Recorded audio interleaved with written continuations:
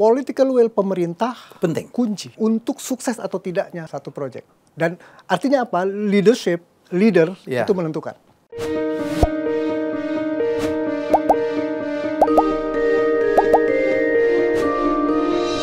Ya, kita bicara tentang satu hal hari ini ya, bahwa saya pikir ini tanda-tanda sebuah kota modern itu harus punya ini, yaitu harus punya kereta. Bosnya kereta saya undang kali ini, Pak Tuhiat, dirut dari MRT. Nama PT-nya MRT kan? PT MRT Jakarta. MRT Jakarta. Ya. Ini kan BUMD bukan BUMN kan? BUMD. BUMD, di bawah DKI. Ya. Dulu kayaknya berat banget ya. Ya. Dan sekarang berapa penumpang satu hari yang menggunakan MRT Jakarta? 100.000 penumpang per hari. Udah, Average. Udah sesuai dengan target? Target kita di 70 ribu. Oh, udah lewat ini? Udah lewat. Wow. Udah untung dong ya? Alhamdulillah. Untung bukan itu ukurannya. Jadi kita ada itu Bang, ada 3 revenue stream di MRT Jakarta. Satu Fairbox. Fairbox itu yang tadi, ridership, yang 100.000 tadi. Ritasinya benar ya? Iya. Kemudian yang kedua non-Fairbox. Non-Fairbox itu di luar fare. Itu jauh lebih besar? 3-4 kali lipat. Wow. Apa aja itu Pak Dirut? Ada advertisement, ada retail, naming right. Naming biasa, right? Kan ada biasa ya. Misalnya Lebak Bulus Grab, Blok M BCA, itu naming right. Naming right, telecommunication, kita wifi dan sebagainya. Dan others itu banyak. Kecil-kecil. Tapi yang mendominasi adalah naming right dan advertisement. Yang mendominasi kita. Revenue ketiga apa? Revenue ketiga. Others itu apa sih? Others itu sebetulnya ada kreativitas dari tim, gitu ya, untuk event dan sebagainya. Ya, itu biasalah. Jadi ini menarik ya. Padahal kan main operationnya itu kan mengangkut penumpang ya kan? Iya. Yang mestinya kan dari tiket ya. Ternyata tiket ini hanya mengkontribusi 20% saja dari total? Ya, jauh. Jadi yang pertama itu adalah non-Fairbox tadi. Dan yang ketiga tapi PSO yang tadi kita bicarakan. Oh, PSO. Subsidi. Masih dapat PSO? Ada PSO, kenapa? Karena proses MRT Jakarta tidak berhenti di Phase 1 saja. Phase 1 yang 16 kilo, sekarang yang dari beroperasi Lebak Bulus sampai ke Bundaran HI. Sampai Bundaran HI. Kita development terus sampai dengan kota. Oke. Kemudian at the same time kita plan east-west line. Nyilang. Nyilangnya di mana Pak Dirut? Ada di Stasiun Tamrin. Stasiun Tamrin itu ada di perapatan Bank Indonesia di situ. Oh, di situ. Ya. Yang itu nanti patung kuda itu ya? Sebelah sebelumnya. Sebelumnya Sarina. Oh, oke. Itu jadi stasiun terbesar. Itu udah mulai juga? Interchange connection. Udah mulai juga? Financial close-nya tahun depan untuk east-west line, insya Allah. Wow. Ya, kita ingin juga. Ini murid saya sebenarnya. kita ingin ubah Jakarta. Mengubah Jakarta. Iya. Tagline kita ubah Jakarta. Ubah Jakarta. Oke, jadi sekali lagi masih dapat PSO. Ya. PSO dari APBN, APBD? PSO APBD. Karena ini MRT own 100% by Pemprov DKI Jakarta. Pemprov DKI. Ya. Nggak ada swastanya ya? Tidak ada. 100% owned by Pemprov. Boleh tahu nggak PSO-nya setahun dapat berapa? Tidak terlalu besar, sekitar 800 miliar. Nggak sampai 1 T? Nggak sampai. Terus kalau boleh tahu dulu biaya pembangunan dari mana ya Pak Tuhiat? Gini, pada saat awal memang planning MRT Jakarta itu panjang, ya 10-15 tahun, tapi belum terlaksana pada saat itu. Memang sejak zaman sejak zamannya Pak Sutioso katanya? Iya, betul. Oke. Jadi di groundbreaking, diimplementasikan sejak zaman Gubernurnya Pak Jokowi waktu itu. Nah, sebelumnya saya bekerja di salah satu BUMN terbesar di negeri ini. Kemudian saya diminta untuk membantu MRT Jakarta dari zero dulu. Tantangan waktu saya diminta adalah bagaimana financing itu di raise up, dari mana dan sebagainya di manage. Kita bekerja sama dengan JICA, ODA loan namanya. JICA dengan namanya 3 sub level agreement yang kita create pada saat itu. Pemerintah Indonesia kontrak loan dengan pemerintah Jepang JICA, Seikyu JICA. Loan berapa? Kemudian diteruskan pinjamannya ke Pemprov DKI 51%. 49%-nya tetap pinjaman pusat, tapi diterus hibahkan ke Pemprov DKI. Sehingga 100% ada di Pemprov DKI. Pemprov DKI inject capital kepada MRT sebagai penyertaan modal. MRT Jakarta bekerja tunjuk kontraktor, bidding dan sebagainya. Begitu dia bekerja, setelah dia progres, kontraktor pasti akan menagih. Pada saat dia menagih, kita verify tagihannya, teruskan ke DKI dan pemerintah pusat, kemudian diterbangkan ke JICA, verifikasi JICA direct payment to contractor. Jadi kita nggak ngelihat uang itu. Uangnya sebetulnya kita hanya tanda tangan, uangnya tetap ada di JICA. Jadi pembayarannya direct by JICA to contractor. Jadi nggak ada kemungkinan hengki-pengki gitu, nggak ada ya? Seharusnya saya jamin tidak ada. Sistem kita create seperti itu. Ya. Okay. Dan itu satu-satunya. MRT Jakarta. Boleh tahu total investasinya sekarang berapa ya, Pak Dirut? Untuk PES1 itu yang Lebak Bulus Bundaran HI, itu pinjamannya 125 miliar yen. 17 triliun. 17 triliun. 17 triliun, 16 kilo, average 1 triliun lebih.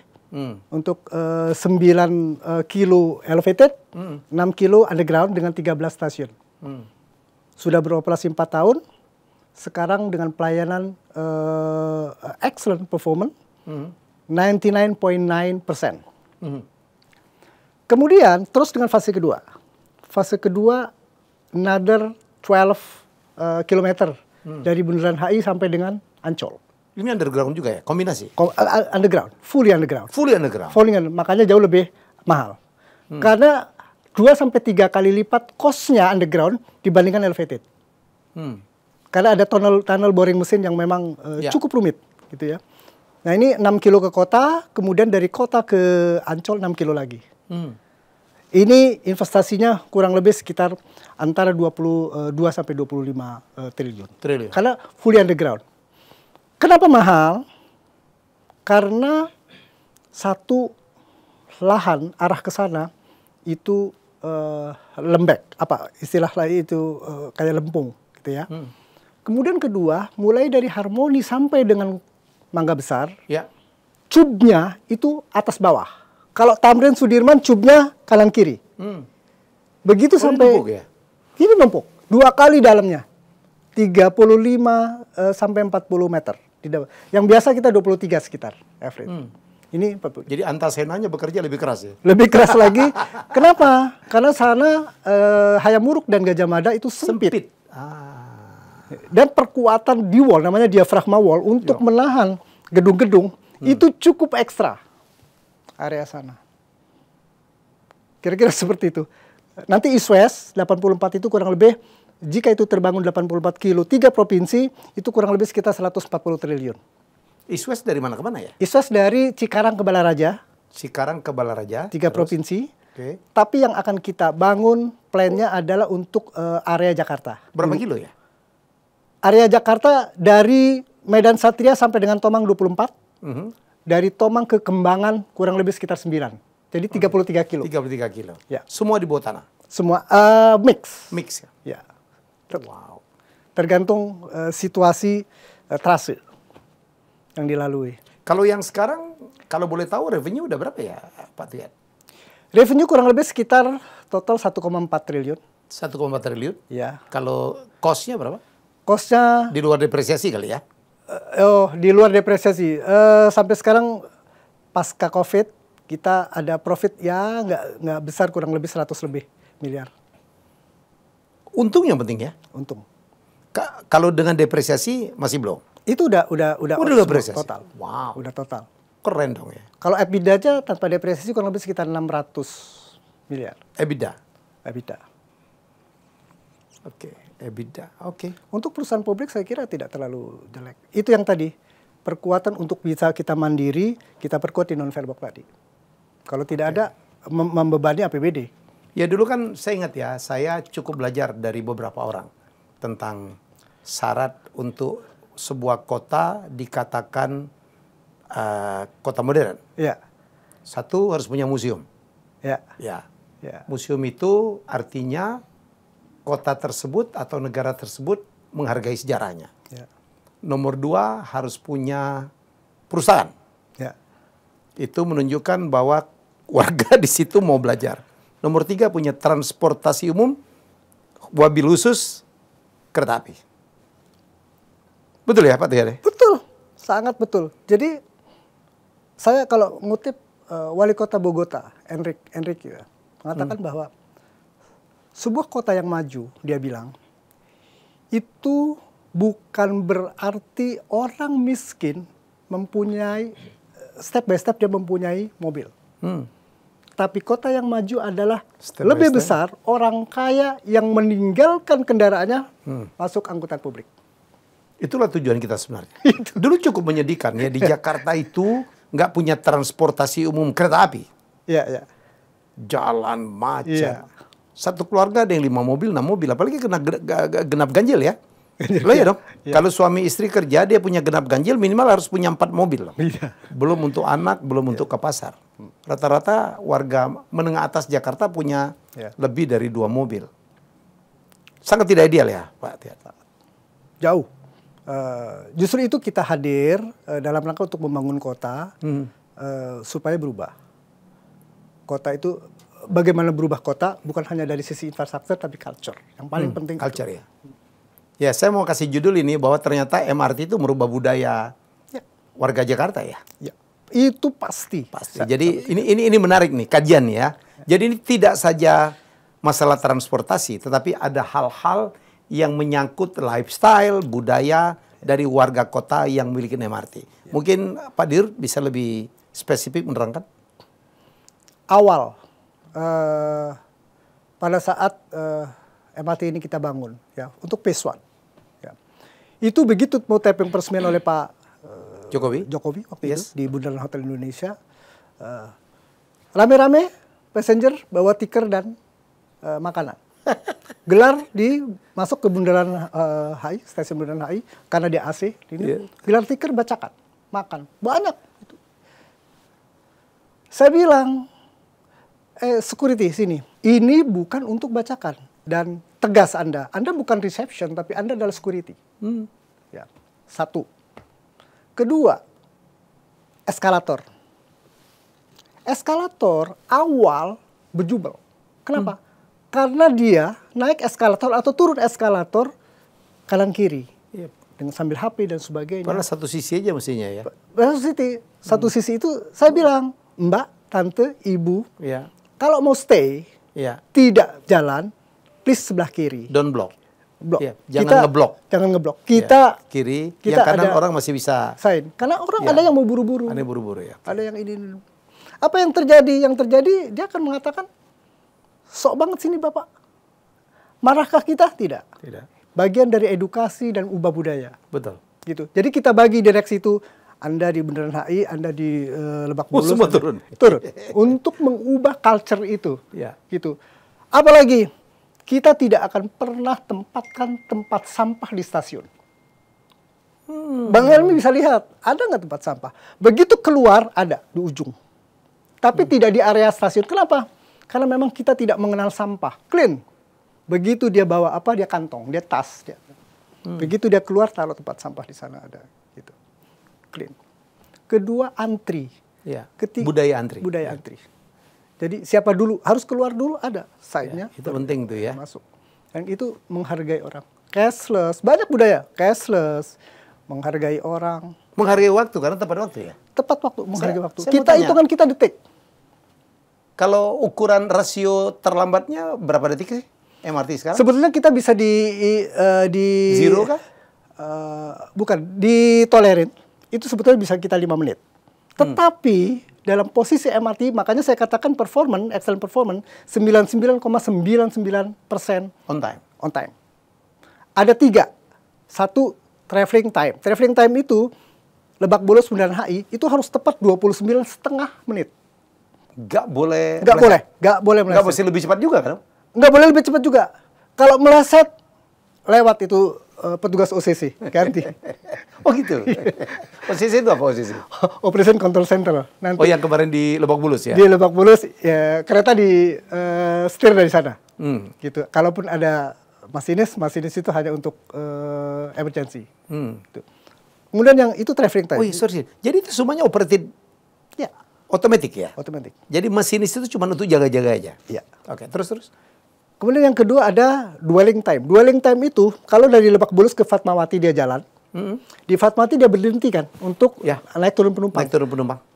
Berhentinya sekian detik tidak boleh Meleset. Dia Berapa menit biasanya Pak Dir? Ada standarnya, tergantung di stasiun mana, karena stasiunnya kan beda-beda. Ada standarnya ini. Yang ketiga adalah traveling time, dwelling time, kemudian arriving ya, udah ketepatan waktu ya. Jadi dia harus berhenti tepat posisi di situ. Itu yang kita jaga untuk publik. Kenapa? Karena yang kita jual itu orang bekerja akan pas. Itu kita jual di situ pelayanan terbaik. Dan ini menariknya Bang Helmi, pada saat awal kami men-set up MRT Jakarta untuk pelayanan, kami kerjasama dengan Learning Center-nya Garuda. Saya bilang tolong trenkan ini anak-anak kita dan harus lebih baik dari pramugari. Pesan saya pada saat itu. Kalaupun meleset sama dengan pramugari, maksud saya gitu. Sekarang bisa dilihat di semua stasiun untuk pelayanan teman kita. Bisa komplain once kalau ada meleset dari pelayanan yang tidak baik. Insya Allah kalaupun ada ketinggalan dan sebagainya di kereta aman. Gila, top. Ya, dan itu sudah diakui oleh para dubes yang waktu itu kita ajak ya, gitu, kemudian turis dan sebagainya. This is more clean, more ini gitu, compare with negara lain dan sebagainya. Dia mengatakan seperti itu. Saya bilang itu yang kita jual dan itu yang saya akan jaga. Kalau saya sebagai penumpang ya, terus terang kita di New York, wah udah jelek banget ya. Ya, New York, Paris, gerbongnya jelek gitu, dan kita nggak feel secure tuh. Mungkin gara-gara sering nonton film kan, banyak pembunuhan di situ. Kemarin saya naik MRT kaget. Ketertibannya, bersihnya, kerennya karena baru kali ya. Dan kebersihan sanitasi lah ya di toiletnya yang saya kalau itu ngeliat itu, ngecek itu Pak, tuh lihat, oh oke nih. Jadi itu pun termasuk yang diperhatikan. Itu saya jaga. Itu harus diperhatikan dan kuncinya ada di situ sebetulnya. Nanti, jadi lihat aja semua. Kalau ada sedikit saja atau bocor lah, misalnya pada saat hujan, komplain kita. Kalau penumpang mau komplain kemana ya? Kita ada hotline. Ada hotline. Ada. Anytime kalau misalnya lagi ada di stasiun mana? Pakai apa? Website, messenger, komplainnya? Atau lengkap. call? Lengkap. Mau website, mau itu. Kita semua ada. Berapa orang karyawan sekarang Pak Tio? Karyawan kita ada 700 something, sekitar 740-an. Itu berapa kereta sih yang kita punya sekarang? Ada 96. 96? 96 itu satu train set 6. Jadi ada 16 train set kali. Oh, 16 train set. Ya, 16 itu yang berputar semua yang berputar terus. Kita dari jam bolak-balik 5 sampai jam 24. Luar biasa. Belum 24 jam. Belum. Nanti kita tergantung permintaan juga, tergantung permintaan dan tergantung pemerintah. Karena semua tarif, jam operasi dan lain sebagainya itu kita harus ada izin dari Dinas Perhubungan. Regulated. Kita operator. Regulatornya ada di Pemprov DKI. Oke. Bagian apa yang paling susah untuk mencapai ini, Pak Dir? Mencapai yang operasi. Yang mencapai seperti terjadi. Ini kan udah hampir ideal lah ya. Bagian apa yang paling berat untuk Anda lakukan untuk mencapai ini? Sampai dengan saat ini, alhamdulillah kita sudah secure ya, karena kita ada SOP yang harus dipenuhi. Ya. Posisinya sekarang adalah bagaimana kita mengamankan, mengontrol para leader, manager di setiap posisi. Itu harus kita pastikan itu. Jadi menurunkan ya apa yang ada di pikiran di rootnya untuk diterapkan. Ya. Dan itu berjalan. Air freight kenapa berjalan? Saya suka dengan SDM MRT Jakarta, Bang. Kenapa? Air freight di 32 usianya, milenial. Wow. Ya, memang kita create waktu itu. All local? Lokal. Ada expat nggak yang membantu MRT? Dulu kita pernah ambil dari SMRT Singapura, ya untuk bangun awal-awal sebelum operasi. Oke, SMRT. SMRT Singapura. Sekarang itu sudah oke, bergerak masuk ke LRT, sekarang masuk ke CIC dan sebagainya.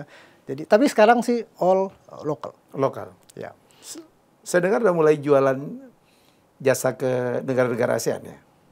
Udah menjadi percontohan juga untuk negara ASEAN.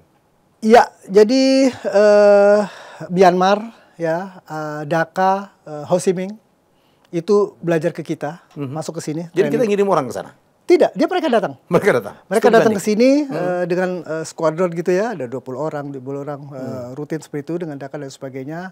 Dan insya Allah kita nanti begitu dia operasi, kita ditawari untuk menjadi shadow operator. Shadow operator? Shadow operator kita akan kirim orang kita ke sana. Itu 6 bulan, 1 tahun dan sebagainya. Jadi yang mereka melihat kita yang mengoperasikan. Nanti begitu sudah transfer knowledge-nya, kita cabut, mereka yang operasikan. Sama dengan Jepang yang awal-awal. Pada saat kereta ini kan harus di-maintain periodically. Ya. Karena ini kan keamanan ini. Orang awal pertama, Jepang memaintain, kita lihat. Begitu kedua, kita memaintain, Jepang supervise. Ketiga sekarang, kita memaintain totally Jepang pulang. Sekarang, kalau mau bikin di provinsi manapun MRT, kita cukup siap. MRT Jakarta. Saya jamin. Saya dengar yang membantu LRT Palembang juga ya? Iya. LRT Palembang, kita dalam rangka untuk menaikkan ridership. Ya, leadership. Ya. Berhasil? Alhamdulillah. Kita bisa tanya langsung aja. Atau tidaknya ada progres ya. Kampung gua tuh. Orang Palembang tuh mestinya bersyukur tuh kan. Waduh, Jakarta belum punya, kita udah punya tuh ya. Jadi sayang banget. Ini masalah budaya juga ya Pak ya? Itu kuncinya. Ya. Budaya kuncinya. Nggak, saya satu hal. Saya ingin menyampaikan, ini untuk renungan kita. Ya, bahwa untuk menjalankan transportasi umum seperti MRT ini, dukungan dari gubernur, wali kota itu menjadi kunci ya, betul ya Pak Dirut ya? Political will pemerintah penting. Kunci untuk sukses atau tidaknya satu proyek. Situ. Dan artinya apa? Leader itu menentukan. Itu yang barangkali membuat dulu Palembang itu, waduh, kita sedih ya. Karena kita lihat tuh, saya terus terang, saya orang Palembang, dan saya cukup ngerti. Political will dari pemimpin itu menjadi penting.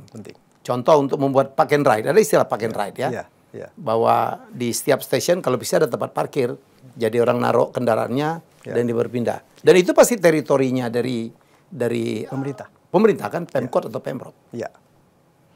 Kalau di Jakarta, mengingat dengan kota yang begitu padat dan sebagainya, saya sebaliknya. Jangan pernah ada park and ride di dalam kota.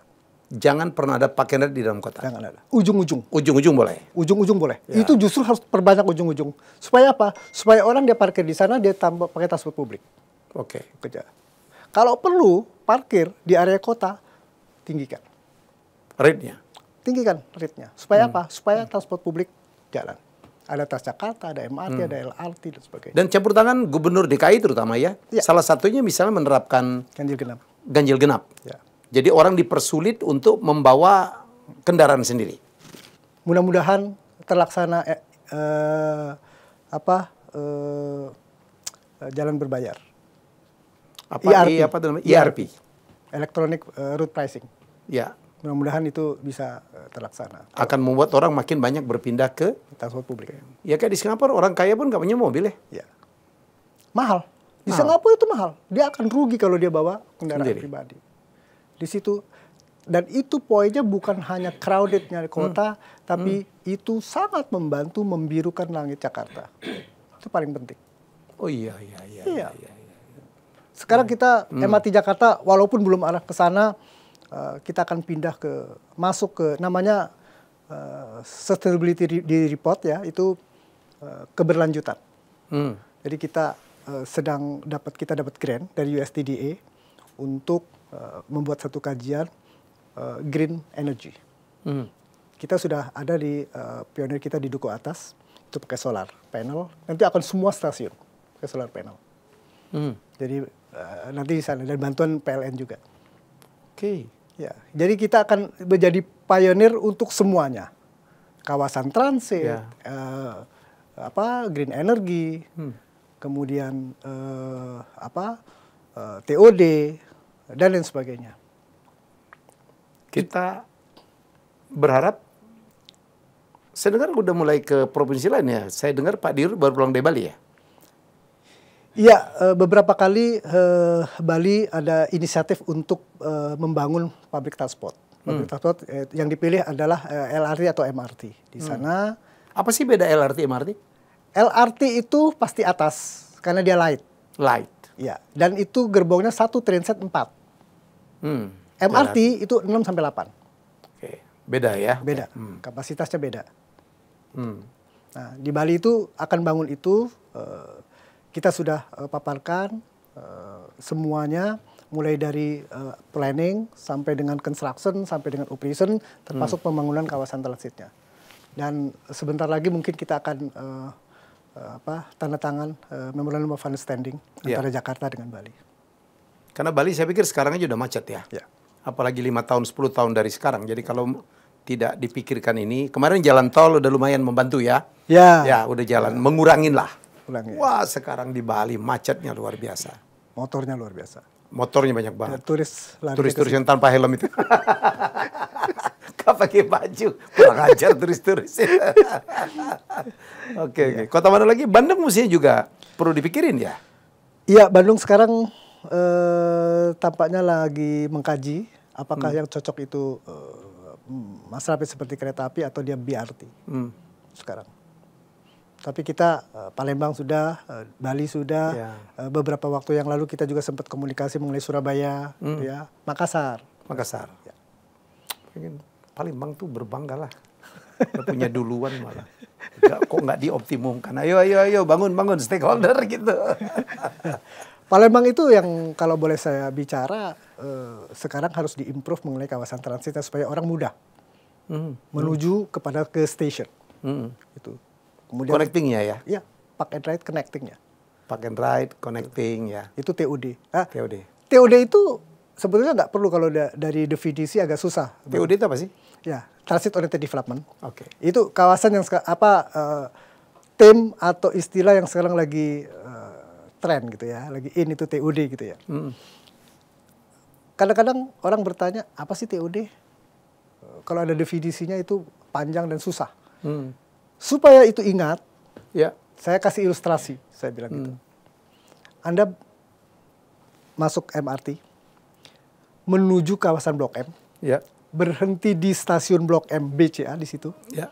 Anda bisa turun, kemudian connect langsung ke gedung mall Blok M Plaza, atau Anda turun masuk Taman Christina Marta Tiahahu, atau turun Anda Taman Mahakam, pedestrianisasi dan sebagainya. Apa itu TOD? TOD adalah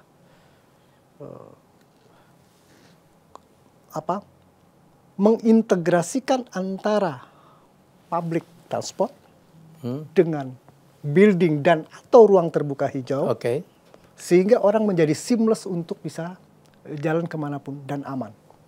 Ya, seamless connected. Dia nggak perlu lagi. Dan itu biasakan jalan itu. Itu kawasan. Apa aturannya? 700 radius dari stasiun, titik stasiun harus dibangun. Kalau ini banyak, setiap stasiun ada TOD, itu akan nyambung. Semua kota jadinya begitu. Contohnya Jepang, connectingnya sempurna. Korea ya? Korea sempurna, Hong Kong. Hong Kong lagi. Hong Kong number 1 sekarang, Bang. Untuk public transport dan TOD, termasuk bisnisnya di dunia. Kalau di Hong Kong itu capek, Pak Tuhiat. Jadi kita dari masuk ke dalam buminya itu sampai ke kereta kali 5 kilo kali jalan. Bisa 2 kilo. Maka dia kok nggak ada orang gemuk ya? Tiap hari jalan. Kalau naik kereta jalan. Nah, kita harus biasakan. Tapi kalau aturan di kita, jalan itu yang masih manusiawi 500 meter. Itu lebih lah. Itu aja udah ngeluh gitu ya? Udah ngeluh gitu. Harusnya tidak. Saya lihat tuh kalau di Hong Kong itu pernah kita turun masuk ke tanah itu mungkin 10 menit belum nyampe itu. ke keretanya. Ya. Iyalah. Ya. Udah yang dalam betul, lewat sini, lewat situ gitu ya. Antara city center sama Kowloon itu kan bawah laut. Bawah laut.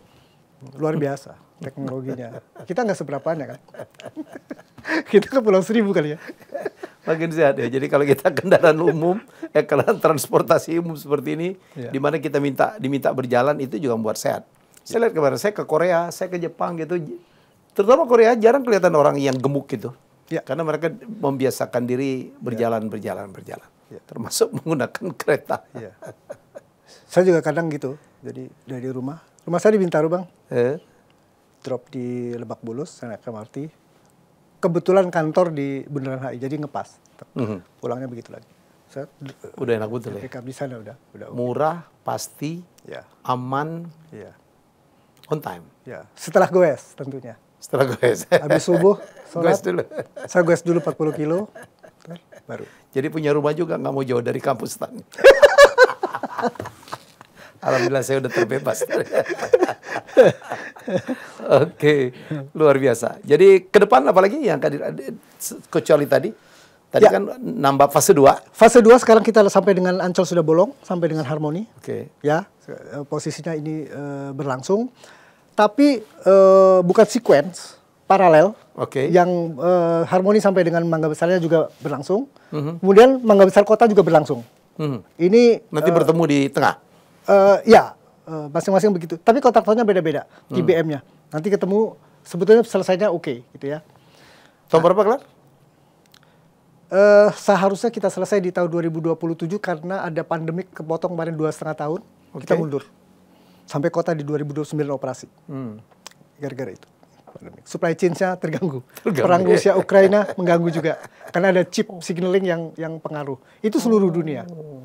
Karena kita pakai signaling. Pengaruh di situ. Siapa yang buat ini? Signaling? Rusia kah? Iya, ada area sana. Kalau yang East-West-nya? East-West, tadi saya katakan insya Allah tahun depan kita financial close, kita langsung masuk untuk membangun area Jakarta. Oke. Dan itu semua utara, selatan ke utara, timur ke barat, kemudian dari Fatmawati ke Taman Mini, itu harus terjadi di tahun 2031-2032, semuanya. Terintegrasi semua? Terintegrasi semua. Di Jakarta sekarang udah ada feeder-feeder juga ya Pak? Ada. Ya? Itu yang menggerakkan ridership kita. Ya kita berharap ke depan ya, apa mobil-mobil makin sedikit. Harusnya di jalan, mobil pribadi, mobil pribadi itu move dari car oriented ke public transport oriented. Begitu. Itu yang paling penting tuh. Waduh kita bermimpi banget. Kalau saya boleh tahu nanti untuk proyek-proyek baru pendanaan dari mana ya? Ini sangat tergantung kepada fiskal DKI. Ya. Ya. Kalau saya melihat fiskal DKI tahun 2032 begitu numpuk, kita akan coba skemanya kerjasama dengan pihak swasta, KPBU. KPBU. PPP, private partnership.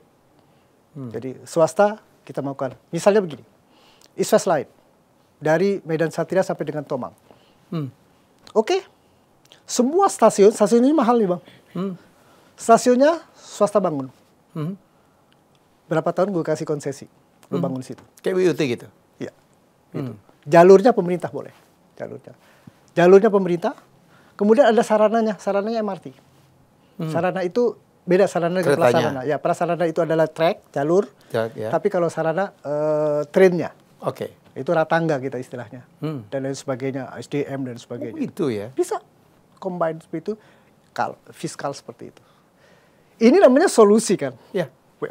Dan itu ada untuk meringankan beban APBD, fiskal pemerintah. Nggak kebayang IPO ya? IPO bisa dilakukan satu line bebas PSO. Bebas PSO, oh iya. Karena masih ada PSO. Masih ada PSO. Iya. Nanti investor akan mikir-mikir, lu aja masih di BNI. Oke. Di otak saya udah itu. Betulnya. IPO di luar negeri dong. Oh iya, bisa dual listing kan? Dual listing. Ke New York ya gitu. Ini kalau di dunia akuntan begini nih. Financing dipikirin banget gitu ya. Oke. Jadi seneng banget saya hari ini kita sharing banyak ya. Bahwa proyek yang di-funding oleh pemerintah itu tidak harus rugi juga ya. Tidak harus rugi. Dan ini terkait transportasi kereta api, saya katakan sudah merubah budaya ya. Jadi, sudah merubah budaya untuk antri, untuk tepat waktu. Di kereta ini kita terlambat 1 detik nggak bisa masuk udah. Iya. Betul ya? Iya. Untuk tertib, menjaga kebersihan, menghormati orang lain. Karena di kereta kan nggak boleh berisik juga ya. Nggak boleh. Kita masker kita cabut sementara. Ya. Ya. Walaupun masih banyak yang pakai masker sebetulnya. Ya. Tapi itu kan convenient dia. Ya. Ya nggak apa-apa. Tapi bicara. Ada tulisannya gitu ya. Harus mengurangin lah ya. Kita ada security yang kita keliling straight set satu keliling set. Dia juga tidak boleh kalaupun misalnya mau negur tidak boleh. Nggak boleh. Tidak, bukan gitu. Nah, dia cukup. Etika kita akan ajarkan itu. Gitu. Pasti mau. Pasti. Tidak ada yang tidak pernah nolak. Orang langsung tek. Oh iya. Ya. Sadar itu. Karena mereka menjaga ya. Menjaga. Untuk kenyamanan bersama. Iya. Kenapa mereka mau? Lingkungan sudah kita create, kita ciptakan seperti itu. Ya. Malu dia. Orang itu sebenarnya masalah law enforcement aja ya. Orang itu masalah law enforcement aja. Jadi kalau di lingkungan itu tegas, tidak membolehkan, mereka ngikutin. Saya mengatakan, ya nyebrang jalan sembarangan Jakarta. Orang yang sama di Singapura nggak berani dia. Nggak berani. Merokok di Singapura nggak berani dia di pinggir jalan. Kalau dia pergi ke Singapura, tertib. Dia bisa tertib, kenapa di sini nggak bisa? Bisa. Masalah law enforcement. Ya. Dan kita tidak kasih toleransi untuk MRT Jakarta. Ternyata kesimpulannya atau lesson learn dari Phase 1 itu budaya ternyata memang harus dipaksa. Ya. Untuk awal. Ya, untuk awal. Untuk awal. Sebelum menjadi kebiasaan. Ya, harus dipaksa. Pak Dirut, pertanyaan saya terakhir. TKDN-nya berapa ya? TKDN kita skema financing kita diatur sesuai dengan loan agreement JICA guideline. Oke. Ya. Dan di dalam JICA guideline, konten daripada produk pembangunan konstruksi itu harus 30% datang dari JICA, dari Jepang. Artinya 70%-nya lokal? Ya. Jadi kita masih oke. Rel, Ya. lokal? Ya. Yang dari sana itu adalah misalnya kereta. Kereta? Kereta tidak. Utuh keretanya? Ya build up. Nanti dipasang di sini. Utuh diangkat sampai dengan periuk dibawa. Completely built up? Ya. Untuk MRT. CBU ya? Ya. Kan kita Inka kan jago juga ada bikin gerbong-gerbong. Belum ya? Beda. Karena kita kan namanya grade of automation level 2. Itu dia di gerbongnya sendiri sudah otomatis kan. Kita yang penting terikat dengan JICA guideline. Komit harus di situ. Jadi kereta tetap semua dari Jepang sekarang? Dari Jepang. Sistem-sistem? Dari Jepang. Dari Jepang? Iya. Kemarin yang bangun banyak Jepang itu banyak kitanya ya? Yang bangun tentu Karya-karya kita. Banyak kita, tapi lead by Japanese company. Karena konsorsium. Sesuai dengan JICA guideline. Misalnya fase Bundaran HI sampai dengan Harmoni. Itu ada satu kontraktor, namanya konsorsium kontraktor. Lead by, ininya adalah Japanese company, membersnya local company. Ada karya-karya dan sebagainya. Oke, Pak Dirut, ada yang ingin Anda sampaikan mungkin himbauan atau apa? Himbauan terakhir, mudah-mudahan saya menghimbau publik ya, untuk senantiasa menggunakan public transport dalam rangka untuk mengurangi kemacetan Jakarta. Kemudian yang kedua, dalam rangka untuk green energy, membirukan. Karena Langit Jakarta adalah listrik, Langit Jakarta. Dan ini luar biasa impact-nya. Oh ya, ini concern lagi ribut ya, bahwa Ya, panas. apa udara apa langit Jakarta itu banyak polusi segala macam segala macam. Oke, Ya, terus? ya, itu kemudian yang terakhir kita akan coba bangun park and ride di ujung-ujung. Mudah-mudahan itu bisa jadi sarana untuk masyarakat Jakarta untuk bisa menggunakan transport publik lebih banyak lagi dan dia akan stop kendaraan pribadi di ujung-ujung. Saya lupa bertanya. Tarifnya dari ujung ke ujung berapa ya? 14.000. 14.000 cuma. Ya. Ada bulanan? Ada kita ya? banyak paket-paket. Kita banyak paket, ada multi trip, ada single trip. Kemudian sarana pembayarannya banyak. All bank, all wallet. Payment channelnya banyak. Apapun. Pokoknya yang penting kita bisa QRIS. Mempermudah. Jadi tergantung niat aja sebenarnya. Oke, terima kasih Pak Dirut, terima kasih kasih. Pak Tuyat. Ya, kasih. Ya, ini obrolan yang menarik ya, bahwa satu, kita membangkitkan pride kita sebagai bangsa, bahwa kita udah mampu untuk membuat, memanage ya, mengoperate.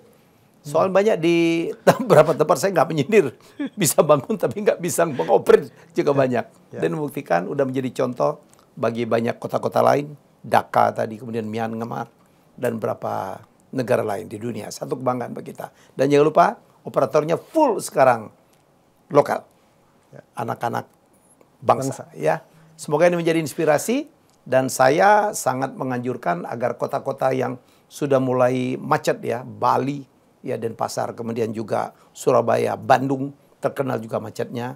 Sudah saatnya jangan mengaku kotanya akan menjadi kota hebat, kota metropolitan, kota modern kalau tidak punya transportasi kereta api. Ya, kita jumpa lagi dengan tamu saya selanjutnya. Bye bye. Terima kasih sudah menonton Helmia Bicara. Jangan lupa untuk like, comment, share, dan subscribe.